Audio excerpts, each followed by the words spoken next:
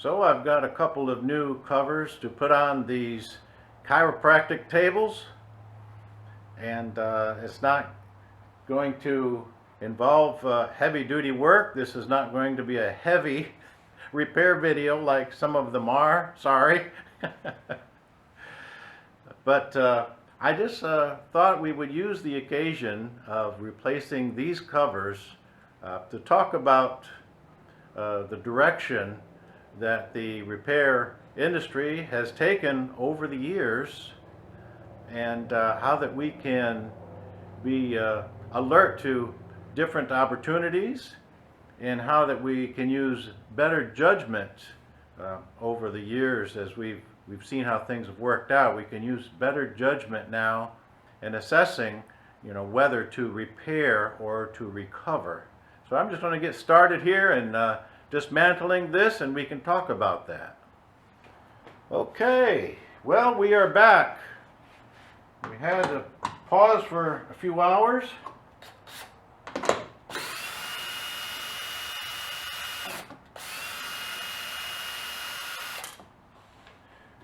The missus was left stranded about a half hour from here.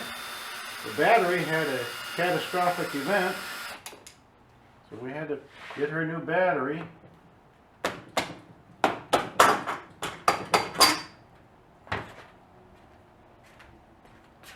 It's interesting that showed a little bit less than 12 volts, but it didn't have any more oomph. So I plugged the scanner in and looked at the live data, and the voltage going to the computer was dropping before my very eyes. It went down to 9, 8.9, 8.8. I never saw it drop so quickly. So anyway, that battery was pretty spanked at that point. So new battery, and she's on her way, and everybody's happy. And now I'm back to work.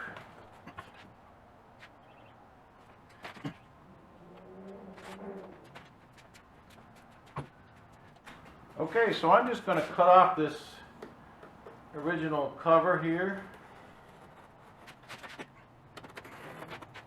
Well, I've got something else to take off. This is a little holder here for the paper.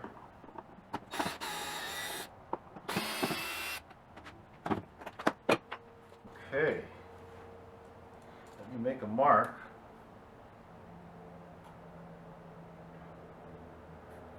I'll be able to find those holes later.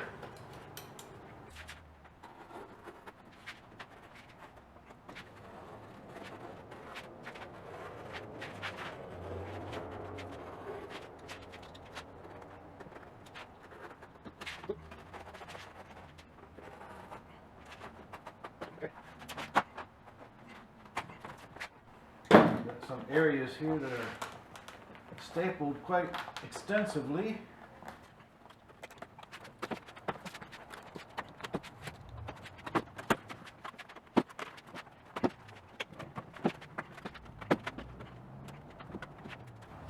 Okay, we got all the way around. We need to cut this loose in here.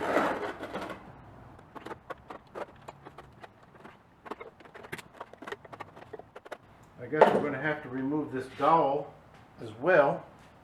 We've got a couple screws for the dowel. So let's just make sure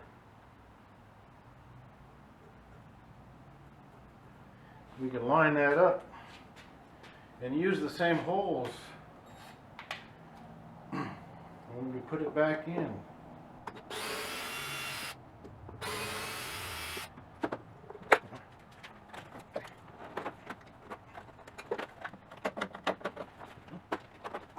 That's going to be okay. Now let's flip it and see what we got.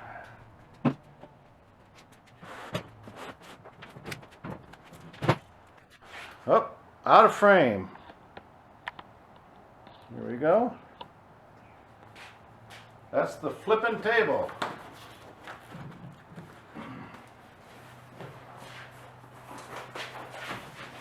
All right. Now what I wanted to use the occasion to talk about today is making better judgment. Now, back in the olden days,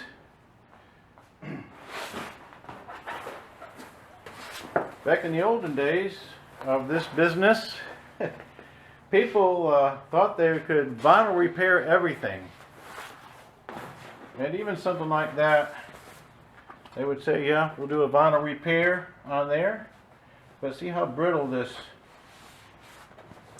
vinyl is. So, is this really a good call for repairing? And I know a lot of people were, but really something else should be taken into consideration, especially when it comes to furniture that patients are lying directly on. Now, with restaurant booth seats, early on, technicians were trying to repair everything there too, but if there is a brittle booth seat bottom and it's a long tear, how advisable is it really to fix that? And so over the years, we've been trying to encourage technicians that are involved in furniture repairs, like in restaurants, to sew up a cover for the restaurant booth seat bottoms. So you would have to then buy a sewing machine, of course, and many repair technicians are reluctant to buy a sewing machine or to learn, new skills relative to that. So therefore, that part of the industry appears to be out of their grasp. Now, there are many technicians since and still today who are providing both services. They're doing repairs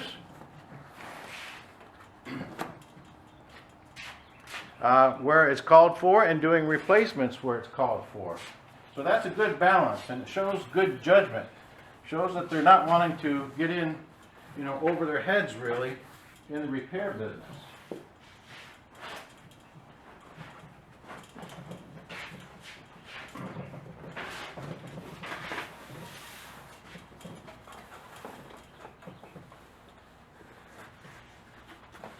So the business has really advanced since the early days. More and more technicians are recognizing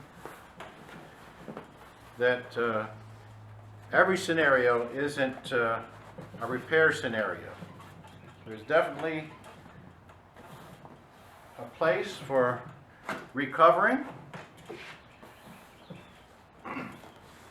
And if they don't want to buy a sewing machine, and if they don't want to learn another skill relative to upholstery,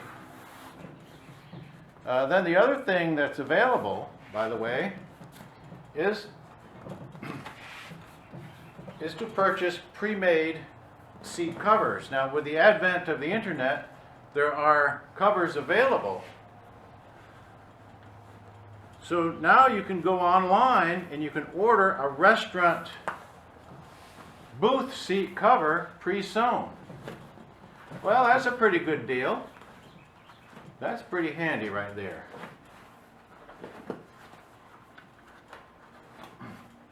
It's going to make your job certainly a lot easier.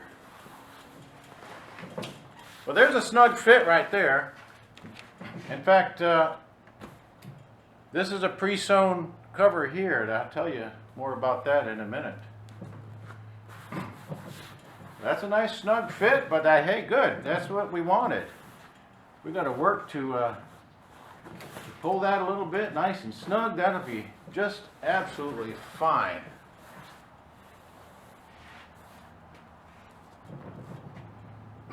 Well, the other thing about the pre-sewn covers for the restaurant seats is that sometimes the restaurant owners will also see they can order the same thing and save them some money and just maybe repair one booth a night after closing. So that's also part of the picture nowadays. I'm going to get me a stapler and I'll be right back.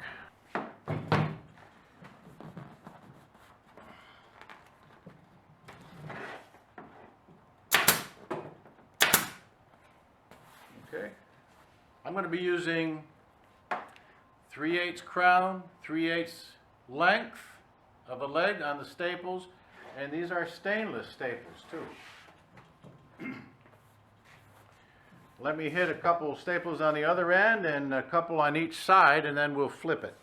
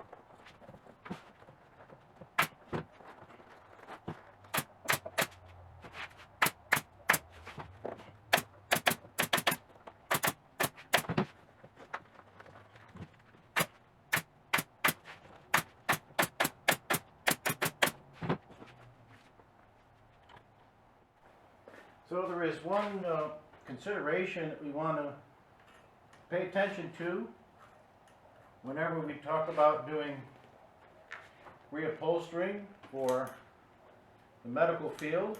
Of course, as you know, we did some seats at the hospital, but of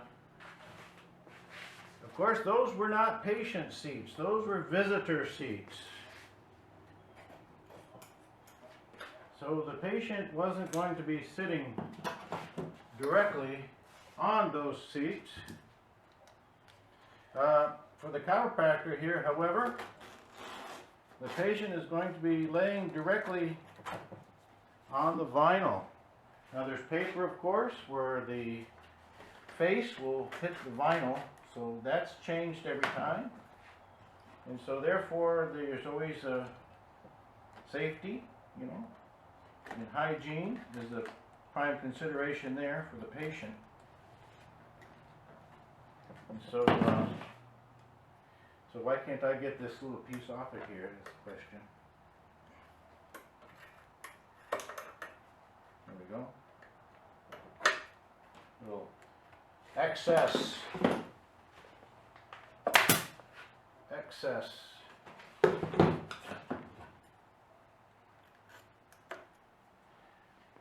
So my preference, and I know everybody might look at it different, but my preference is that whenever you have a piece of furniture that's intended for the patient to have direct contact with,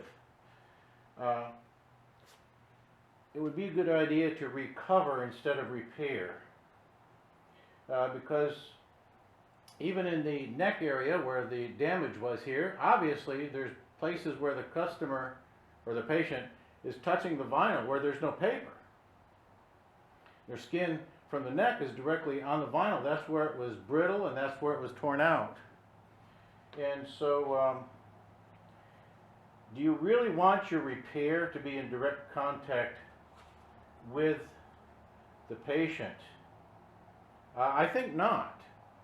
But by going with original vinyl, I think that leaves some separation from you and the patient, right? You have just the original vinyl there. You're not really involved in the makeup of that vinyl. So it's a safety margin for you. You say, well, that's just the vinyl. And it's vinyl that's, you know, approved for medical furniture. And so therefore you're isolated in regards to any complaints from any customers, where if somebody had a rash from laying on a repair, well, you don't want that kind of a liability. I don't know if that's possible, but I guess probable, but in the realm of possibilities, it exists. So protect yourself by using good judgment, and for furniture that has a contact with the patient, I think new vinyl makes good sense. Anyway, one interesting thing about these covers is I went to the company that sold these originally, and I felt since I didn't really have time to order material and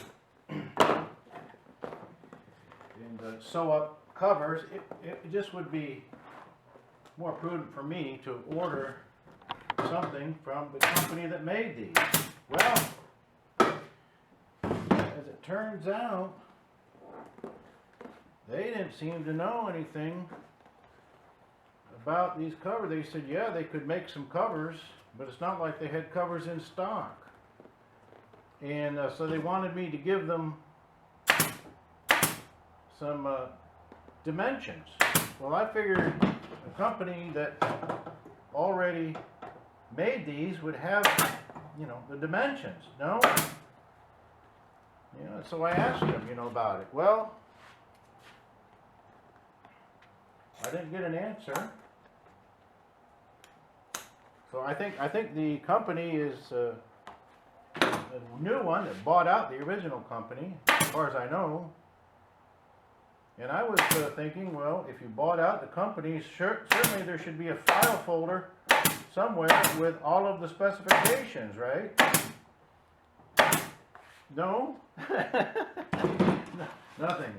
So I got a hand-drawn diagram and would ask to fill it in with the appropriate dimensions. So I did. And then they asked me to verify one of the dimensions, which I did. So I went back for the third time and measured at the chiropractor's office for the third time.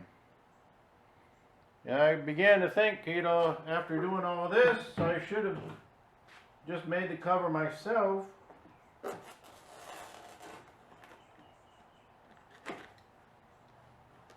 Anyway, I was curious why a business would buy another business and then not have the engineering specs for the furniture, but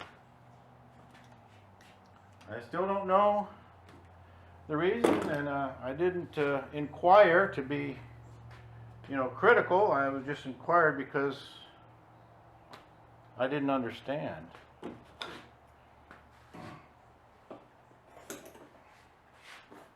See if we can fold this guy over. Probably should have cut it to there. Alright,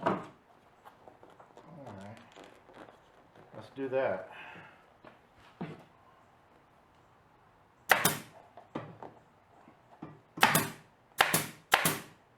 Anyway, I talked to Mary. It was very, very helpful. Appreciate everything she did for us here. So we ended up getting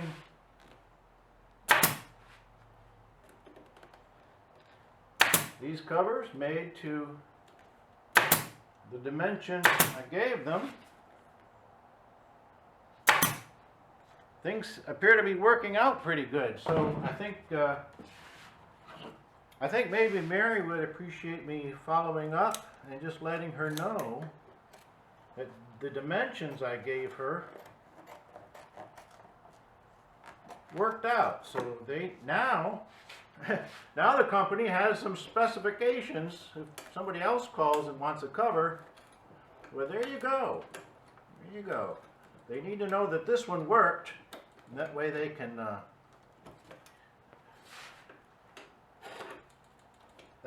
just go ahead and crank out another one should they have another request. Incidentally, also, I ordered two because we have a second table to do. But they only sent one, so then I had to correspond with Mary again and said, hey, we ordered two. So anyway, she apologized and got the other one out to us. And the funny thing about that one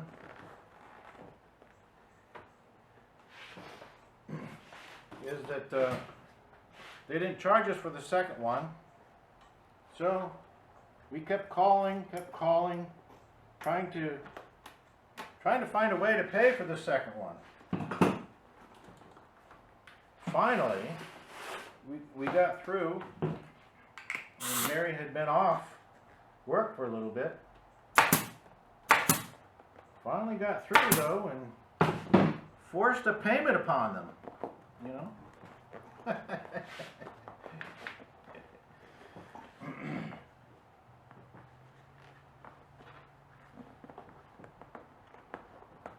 So anyhow, we got that all straightened out.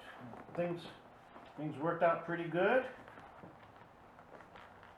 Many thanks to Mary for working all that out for us. And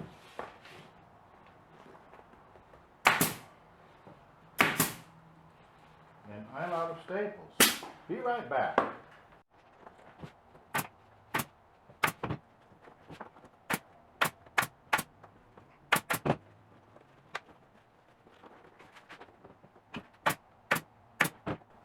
So I have been talking to other craftsmen in the business on a regular basis, and what I find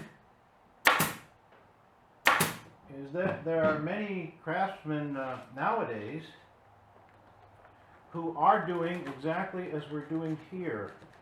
They are doing some restaurant work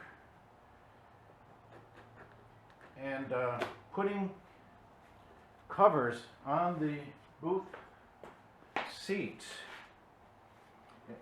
And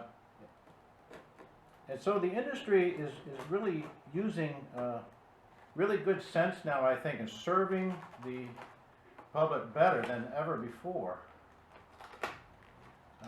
In my personal circumstance, there is one upholstery shop that calls me. They go in and they recover the seat booths as needed, and then if there's a corner booth that happens to be problematic, in other words, it's going to take a lot of work to take the corner booth apart and to recover it, they will call me in to do a little bit of repair. Now what I can do,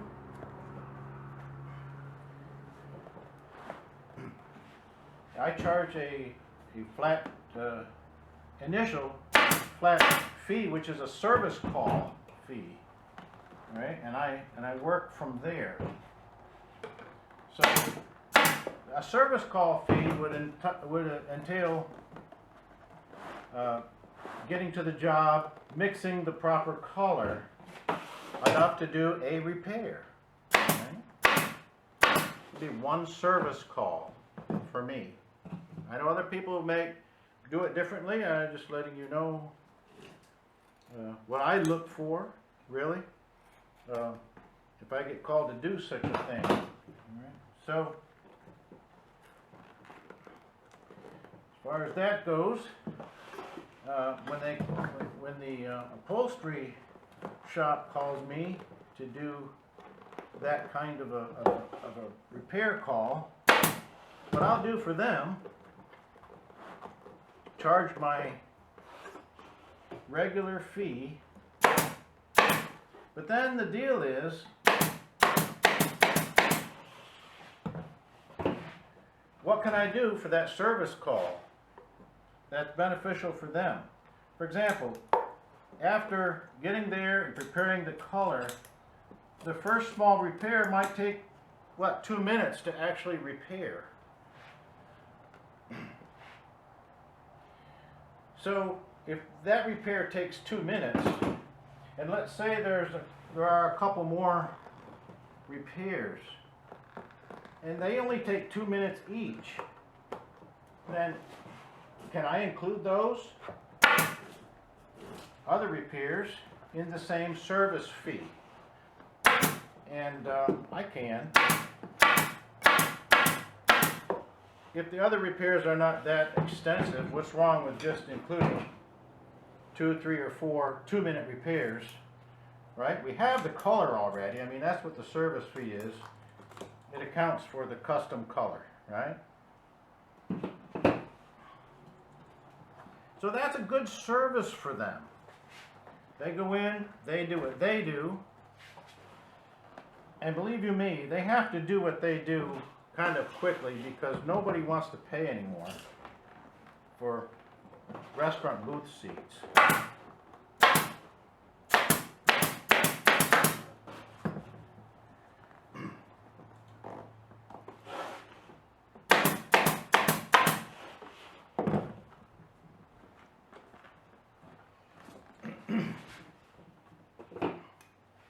And then I come in, I do what I do, and it's done, and they don't have to worry. Certainly, my service call fee looks much better to them than all the labor to dismantle, say, a corner booth section. Really looks pretty attractive. Take me to come in and knock out all the extra little stuff.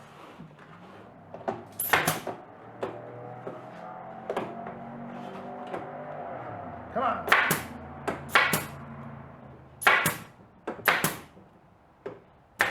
There you go.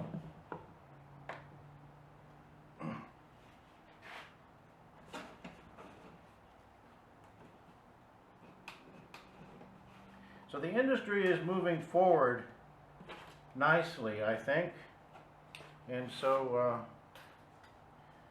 we use good sense in choosing what we repair and what we recover. It's very important. Now we're going to recover these little armrests.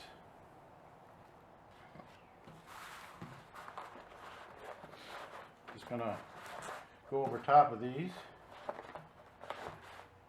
Oh, that's a nice fit. Wow. How did I measure and they cut and we got such a nice fit? That doesn't seem right, does it?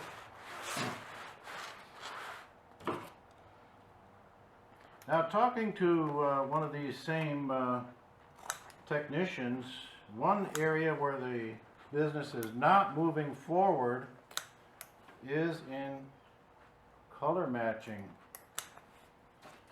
So that's distressing for a lot of the craftsmen in our business. Now, we're not going to say that the business is moving backwards, because from the early days in our business, back when we were doing the restaurant seats, right? Every technician became an expert at color matching, right? Everybody was color matching. That's all we had. And so everybody had to become color smart. And nowadays, though, there's a proliferation of aerosol colors. And we have more and more aerosol colors because the technicians are asking for more and more colors. And so what's happened is we have a whole new generation of repair technicians that are not color smart. They're too mentally lazy. And because of that, they're, instead of being color smart, they're color retarded. They are retarding their progress as craftsmen. So this tech told me that he was trained with super glue and aerosol cans. And in his estimation, just seemed to him that there should be a better quality approach than that. Okay? Imagine that. And so he has progressed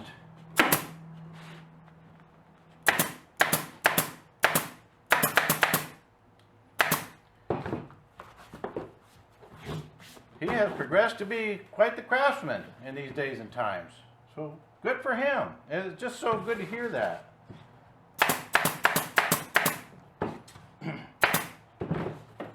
Anyway,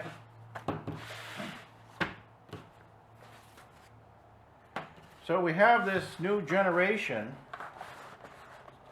of repair people that are taking over the repair field, pretty much, and they're using aerosol colors.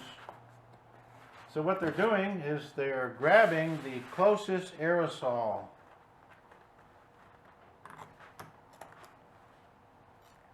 And I don't think it's necessarily the closest color aerosol, I mean the closest aerosol, like within reach. You know, aerosols are a DIY product, right? Aerosols are for people who do not own spray equipment, right? Like your homeowner, you know, typically might not. Although to be truly honest with you, a lot of homeowners now, you know, can have guns and compressors. It's not out of the reach. I mean, these things are readily available for even the homeowner now to do. But anyway, so you've got a proliferation of people using aerosol cans to color in the marketplace, and they have become actually glorified do-it-yourselfers, masquerading as repair techs.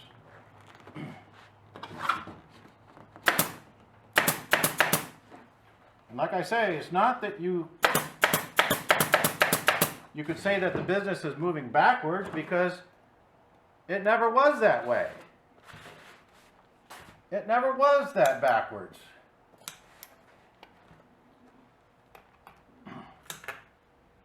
The business is rotting.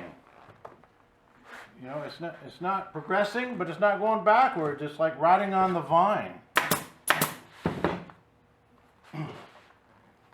Anyway, that's what a lot of us are seeing on a day-to-day basis out here in the field. And it's distressing, you know. It's just one more stain on the industry. One more hurdle to overcome.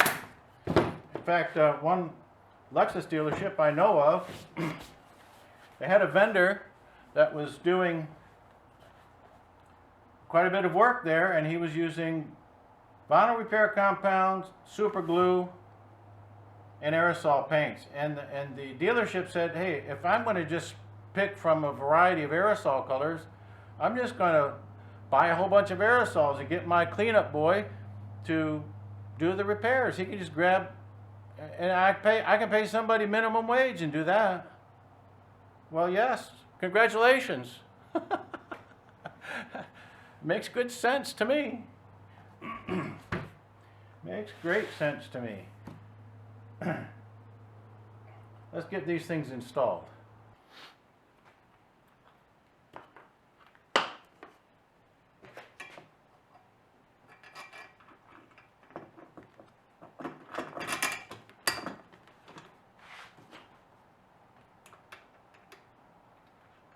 Anyway, it's not that we're going to do anything about it. Business is what it is. People are still making good money doing these kinds of repairs.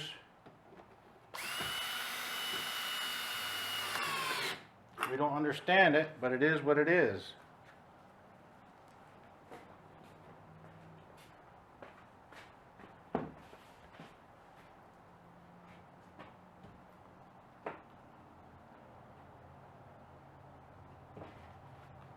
Craftsmen among us certainly wouldn't be able to sleep at night if we did that, but to each their own, right?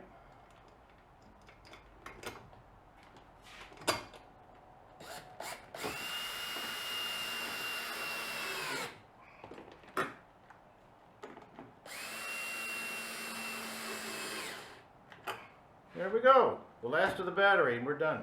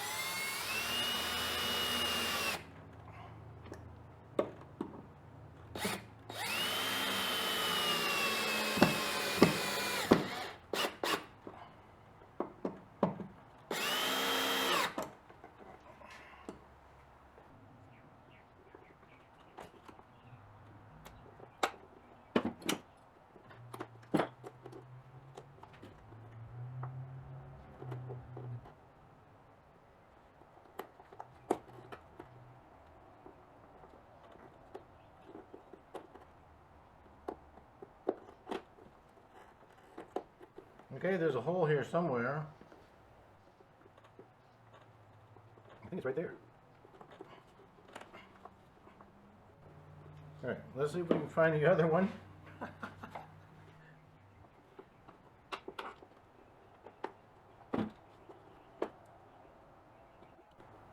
Where's this one?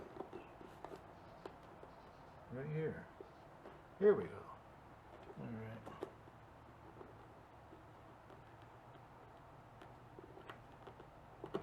Here we go. Okay, we've got that one.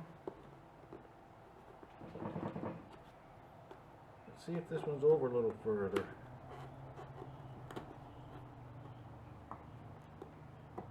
No? That's it. That is it. Okay, that's it. We got them.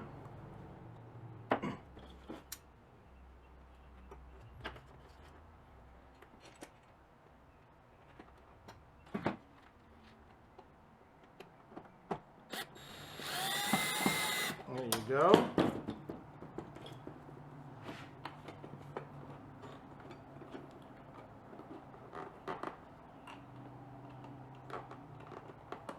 All right.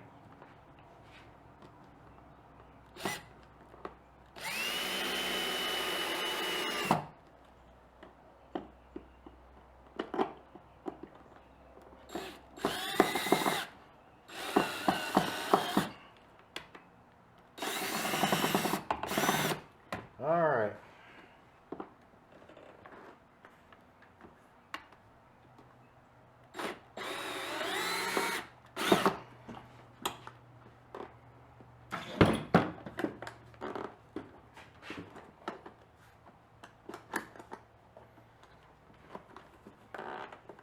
We have a little resistance from the vinyl and the cushion. Oh yeah.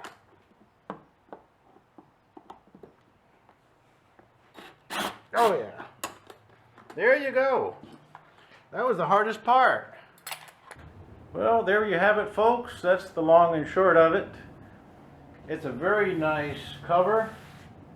Thanks again to Mary for making that come out for me so I didn't have to do the sewing on this.